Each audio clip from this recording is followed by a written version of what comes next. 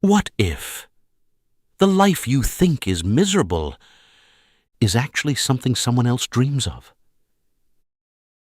In one of the poorest areas of the city, there lived a man named David with his family. Their house was small, old, and barely enough to protect them from the cold.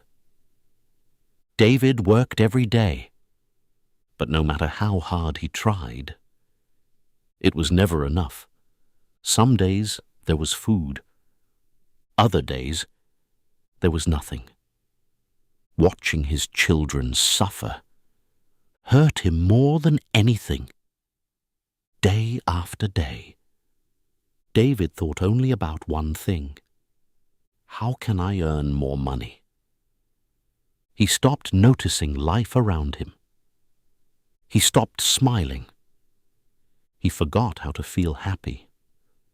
One day, as he walked down the street, lost in thought, someone touched his shoulder. David turned around. It was his old teacher, Mr. Harris. "How have you been?" the teacher asked kindly. "I'm fine," David replied, forcing a smile. But the teacher saw the truth. "Something is wrong, isn't it?" he asked. David sighed. "My family has nothing, and it makes us miserable." The teacher didn't argue. He simply said, "Come with me."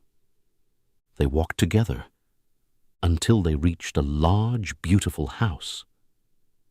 A woman stood by the window inside. "Do you recognize her?" the teacher asked. David looked carefully. "Yes, she was my classmate." "She must be very happy," he added. "She has everything." The teacher shook his head.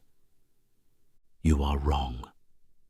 She cannot have children, and her husband left her.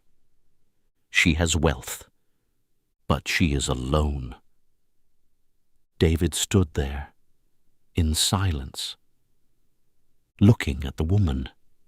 Then the teacher said, "Now tell me, how big is your problem?" David didn't answer, but his heart had changed. David ran home. He opened the door and saw his family. His children smiled at him. His wife looked at him with warmth.